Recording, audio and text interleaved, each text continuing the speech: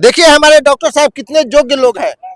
हाँ, बच्चे के सेकंड गॉड कहे जाते हैं हाँ, डॉक्टर एल बी प्रसाद। हाँ, हाँ, मृत्यु दर इन्होंने ढाका में जब से आया मृत्यु दर कम हो गया बच्चों का। जी, यहाँ पे जितने भी जनप्रतिनिधि है इन्होंने धर्म के नाम पे, जाति के नाम पे, अगड़ी पिछड़ी के नाम पे तोड़ करके राजनीति करी है। लोग अब उब चुके हैं, लोग समझ रहे हैं, लोग विकल्प के तलाश में थे। ये जन सुराज की एक व्यवस्था बिहार में आई है, लोगों को एक आशा की किरण दिख रही है और बड़े पैमाने पे लोग जन सुराज के साथ कदम से कदम मिलने में। अच्छा तो लग ही रहा है, लेकिन मैं ये बता दूं कि टक्कर नहीं देना है। क्या ये देना है? जनता को मैं अपनी शक्ति बता रहा हूँ कि तुम वो हनुमान हो जिसे तुम्हारी शक्ति का आभास नहीं है। तो क्या लग रहा है, बिहार बदलने में सफल हो पा रहे हैं? बिल्कुल बिल्कुल, सब लोग उबे हुए हैं, सब लोग चाहते हैं कि बिहार में व्यवस्था बदले। हाँ, तो ये मैसेज हम लोग सब जनता को दे रहे हैं, सबको समझाने की कोशिश कर रहे हैं। डेफिनेटली सब लोग एक जन सुराज की मुहिम के साथ कदम से कदम चलने के लिए तैयार हैं। तो क्या लग रहा है, नीतीश कुमार काम किए हैं या लालू प्रसाद यादव 15 साल में काम किए, दोनों में क्या अंतर है? दोनों का काम, शुरू में तो लालू यादव ने भी अच्छा काम किया। जातीय समीकरण जो होता है कि एक लोगों का एक सामाजिक समन्वय स्थापित किया, लेकिन बाद का वही लालू यादव का जंगल राज रहा। नीतीश कुमार में भी शुरुआती शासन तो रहा है, ठीक, रोड बनी, बिजली अच्छी हुई, हाँ, लेकिन बाद में फिर अफसरों का भ्रष्टाचार। ऐसे में प्रशांत किशोर कहाँ कहते हैं जन सुराज को जिताना है, वो तो कहते हैं व्यक्ति विशेष को देखो। अगर हमने भी गलत कैंडिडेट का चुनाव हुआ कर लिया है तो उसे नहीं जिताना है, अच्छे कैंडिडेट को जिताओ। क्योंकि मुझे जन सुराज जीतना नहीं है, बल्कि मुझे बिहार को जीतना है। मैं हूं अनुराधा झा, आप देख रहे हैं राजनीतिक दृष्टि। देखिए, अभी बिहार चुनाव यात्रा के दौरान ढाका विधानसभा क्षेत्र में मौजूद है। अभी हमारे साथ खास मेहमान बातचीत करने के लिए जन सुराज से भावी प्रत्याशी एलबी प्रसाद गुप्ता जी है। इनसे बात करेंगे और जानेंगे कि यहाँ का क्या माहौल है, धरातल पे पवन जायसवाल कितना काम किए, मौजूदा विधायक है। अभी आइए जानने की कोशिश करते हैं। सबसे पहले आपका बहुत बहुत स्वागत है एलबी जी। बहुत बहुत धन्यवाद आपका। प्रशांत किशोर कह रहे हैं कि हम बिहार बदल देंगे, तो क्या लग रहा है, बिहार बदलने में सफल हो पा रहे हैं? बिल्कुल बिल्कुल, सब लोग उबे हुए हैं, सब लोग चाहते हैं कि बिहार में व्यवस्था बदले। हाँ, तो ये मैसेज हम लोग सब जनता को दे रहे हैं, सबको समझाने की कोशिश कर रहे हैं। डेफिनेटली सब लोग एक जन सुराज की मुहिम के साथ कदम से कदम चलने के लिए तैयार है। जिस तरह से पवन जायसवाल कह रहे हैं कि धरातल पे बहुत काम किए हैं, तो क्या लग रहा है, धरातल पे काम हुआ है? रोड, नाला, सड़क पे काम हुआ है? देखिए, काम क्या, बिहारों में तो सब जगह वही स्थिति है। हाँ। 21 ढाका विधानसभा की तो विचित्र स्थिति है। यहाँ के तो लोग अपने आप को असहाय महसूस कर रहे हैं। यहाँ भ्रष्टाचार चरम सीमा पे है। मूलभूत जो समस्याएं हैं, शिक्षा का, स्वास्थ्य का, पलायन तो एक बड़ा इशू है जो हमारा स्टेट का एजेंडा है। हमारे प्रणेता प्रशांत किशोर कहते हैं कि पलायन आज तक कभी किसी सरकार ने नहीं इस चीज को लाया, और पहली बार वह व्यक्ति पलायन के अगेंस्ट एक मुहिम छोड़ा है। छठ में देखे हैं कैसे हमारे बिहार के बच्चे सब बाहर से कैसे ट्रेनों में, बसों में किस स्थिति में घर पहुंचे हैं।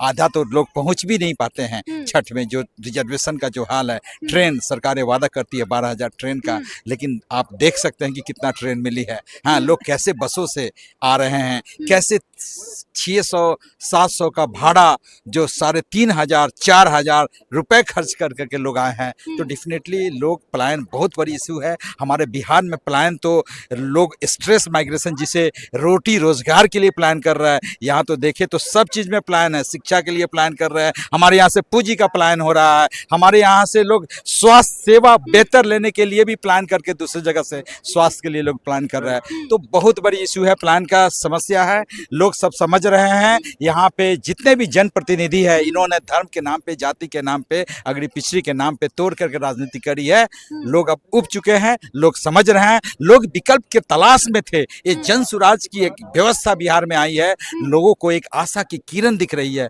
और बड़े पैमाने पे लोग जन सुराज के साथ कदम से कदम मिलने। बड़े बड़े जो पूर्व विधायक है, इतना पीछे हम नहीं देख पा रहे हैं भीड़, लेकिन आपके पीछे इतना भीड़ है, ऐसा क्यों हो रहा है?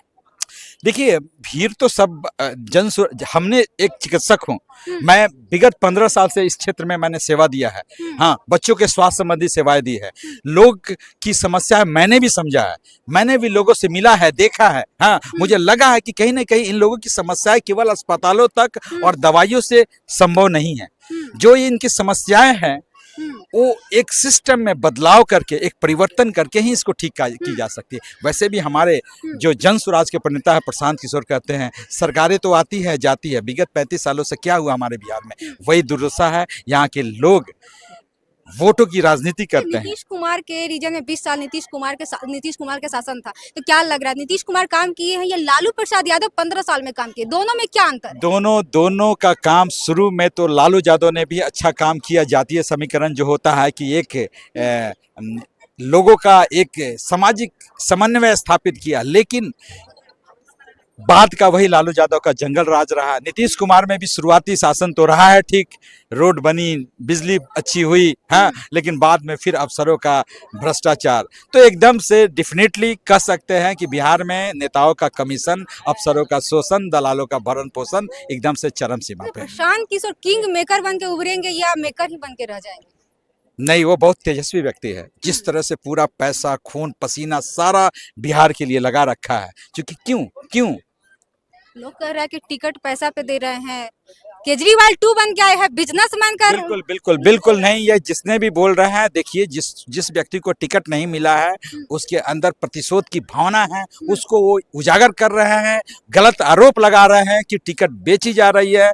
इसमें जितने भी लोग का संग्रह है जन स्वराज में, सारे अच्छे पढ़े लिखे व्यक्तियों का है। हाँ, ऐसे में प्रशांत किशोर कहाँ कहते हैं जन स्वराज को जिताना है, वो तो कहते हैं व्यक्ति विशेष को देखो। अगर हमने भी गलत कैंडिडेट का चुनाव कर लिया है तो उसे नहीं जिताना है, अच्छे कैंडिडेट को जिताओ। क्योंकि मुझे जन स्वराज जीतना नहीं है, बल्कि मुझे बिहार को जीतना है। हाँ, उनका कहना है कि मुझे किसी से शिकायत नहीं है, लेकिन इस बिहार को बदहाली से निकालना बहुत जरूरी है। क्षेत्र में घूम रहे इतना लोग आपको मिल रहा है, सबसे बड़ा दर्द क्या बता रहा है लोग आपसे? लोगों का हर एक सेक्टर्स में लोगों को कष्ट है। हाँ, कुछ भी सुधरा नहीं है। भ्रष्टाचार सबसे बड़ा समस्या है। लोग जो विगत 35 सालों से यहाँ बिहार की राजनीति जो भी हुई है, हम लोकल क्षेत्र में जो बोलते हैं, जो भी जनप्रतिनिधि रहे हैं, हाँ, भाजपा के रहे हैं, कुछ उसके पहले के टेन्योर में राजद के भी रहे हैं, उसके फिर पहले भाजपा के रहे हैं, तो इन लोगों ने कुछ नहीं किया। हमारे यहाँ ढाका 21 विधानसभा में भी भ्रष्टाचार केवल पनप रहा है। आप आइएगा तो कैसे दूर कीजिएगा? बिल्कुल दूर होगा, सारे सेक्टर्स में। इतना जल्दी कैसे? अगर प्रतिनिधि अच्छे हो, अगर प्रतिनिधि में एक निष्ठा, ईमानदारी हो, काम करने का एक जज्बा हो, तो सिस्टम बदलेगा। एक वर्क कल्चर डेवलप करने में किसी भी संस्थान में कोई दिक्कत नहीं है। वो जो लीड कर रहा है ना, जो प्रतिनिधित्व कर रहा है, उसमें एक काम करने का जज्बा होना चाहिए, एक वर्क फोर्स होना चाहिए। डेफिनेटली सिस्टम बदल जाएगी। हम लोग के साथ कदम से कदम मिला के चल रहे हैं, लोगों को बातें बता रहे हैं। सब लोग तो सोच रहे हैं, नॉन रेजिडेंट बिहारी जो बाहर से इस बार छत में पलायन करके आए हैं, इसमें बहुत सारे बच्चे घूम रहे हैं हमारे साथ। उन्होंने मेरे को नहीं जानते हैं। भीड़ सिर्फ देखने को मिलेगी, वोट में भी तब्दील होगा। बिल्कुल तब्दील होगा। जब भीड़ देख रहे हैं कितनी उत्साह से मेरे साथ चल रहे हैं, डेफिनेटली ये भीड़ भाड़े की भीड़ नहीं है। मैं आपको विश्वास दिलाना चाहूंगा, ये जितने भी भीड़ है भाड़े की भीड़ नहीं है, सबकी इच्छा शक्ति है, और इच्छा से हमारे साथ चल करके कदम से कदम मिला के चल। इतनी बड़ी पार्टी इंडिया गठबंधन एनडीए, तो कैसे आप टक्कर दे पाइएगा? बिल्कुल कोशिश हमारी जारी है। लोग टक्कर मुझे क्या देना है, मुझे टक्कर नहीं देना। मैं लोगों को आभास दिला रहा हूँ। नहीं टक्कर। एक मिनट, मैं कहना चाह रहा हूँ, कैसा लग रहा है? इतना आवाज आ रहा है आपके द्वारा कि जन स्वराज जिंदाबाद, तो कैसा लग रहा है? नहीं, पहले कैसा लग रहा है? अच्छा तो लग ही रहा है, लेकिन मैं ये बता दूं कि टक्कर नहीं देना है। ये जनता को मैं अपनी शक्ति बता रहा हूं कि तुम वो हनुमान हो जिसे तुम्हारी शक्ति का आभास नहीं है। महिलाओं को मैं बोलता हूं कि आप वो शक्ति हो, आपको अपना पावर का अंदाजा नहीं है। इसको वोट में परिवर्तन करो, देखो बिहार की व्यवस्था बदल जाएगी। तो लोग ऊपर आ रहे हैं, साथ आ रहे हैं, सब लोग समझ रहे हैं। मैं कह रहा हूं कि इस बार वोट न सड़क के लिए देना है, न बिजली के लिए देना है, न 4 किलो अनाज के लिए देना है, न गैस सिलेंडर के लिए देना है। इस बार वोट देना है तो बच्चों के लिए देना है, इसकी बेहतर शिक्षा और रोजगार के लिए देना है। क्या संदेश देना चाहेंगे? क्या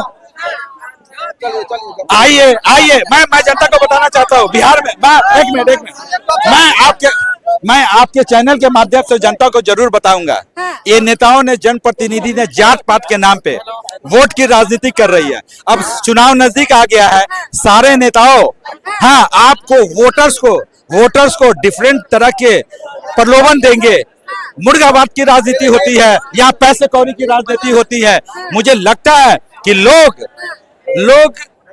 को मैं यही कह रहा हूँ कि यहाँ भ्रष्टाचार से जो कमाए हुए जिस तरह से आपके जन सुराज के जो कार्यकर्ता थे उनको गोली मार के हत्या कर दीजिए, जो भी जैसे भी हत्या हुई, इसमें क्या आपका ये प्रतिक्रिया है? बहुत शर्मनाक स्थिति है। मैं इसकी कड़ी शब्दों में भर्त्सना करती हूँ। बहुत कड़ी शब्दों में इन सब चीज़ों का भर्त्सना करता हूँ। मेरा मानना है कि देखिए, राजनीति में जो आरोप प्रत्यारोप, वाद विवाद, ये तो लोकतंत्र का हिस्सा है, हमें करना चाहिए। लेकिन इस रूप में जो देख रहे हैं, गोली मारकर हत्या, लोग को ट्रॉमेटाइज किया जा रहा है, वाहनों पे अटैक की जा रही, हमारे भी कार्यकर्ताओं के साथ हमारे भी फील्ड में हुआ है। ये क्या है? ये वो डर चुके हैं। लग रहा है कि उनको लग रहा है कि अब हमारी हाथ से सत्ता खसकने की शुरुआत हो गई है, इसलिए डर रहे हैं लोग। इस डर के कारण लोग इस तरह की हरकत कर रहे हैं। जिस तरह से अभी पवन जायसवाल हो या फैसल रहमान जी हो कह रहे हैं कि हम एक तरफा जीत रहे हैं, उन लोगों को क्या कहना? नहीं, आप इंतजार कीजिए, लोग जरूर वोट के रूप में 14 तारीख को पता लग 14 तारीख को पता लग जाएगा। ढाका में क्या माहौल है? जन स्वराज आएगा तो आएगा। आप युवा है, किसको लगाएगा? जन स्वराज, आप युवा है, किसको लगाएगा? जनों का दोनों सेवा चल रहा है। डॉक्टर साहब में उतना गुण है, अगर किसी प्रत्याशी में गुण है, अगर किसी प्रत्याशी में गुण है तो वो दिखा दे। देखिए हमारे डॉक्टर साहब कितने योग्य लोग हैं। हाँ, बच्चे के सेकंड गॉड कहे जाते हैं डॉक्टर एलबी प्रसाद। हाँ, मृत्यु दर इन्होंने ढाका में जब से आया, मृत्यु दर कम हो गया बच्चों का। जी, तो चलिए आप देख सकते हैं, अभी हम बात कर रहे थे डॉक्टर एलबी प्रसाद गुप्ता जी थे और इनसे बात किए हैं और इन्होंने क्या कुछ कहा है अपने साफ तौर पे सुना है। और ढाका के जो जितने भी तमाम जनता है वो किसको विधायक के तौर पे देखना चाहता है, वो प्रतिक्रिया अपनी कमेंट बॉक्स में दीजिए। और ऐसे तमाम खबर से बने रहिए हमारे साथ। बहुत बहुत धन्यवाद।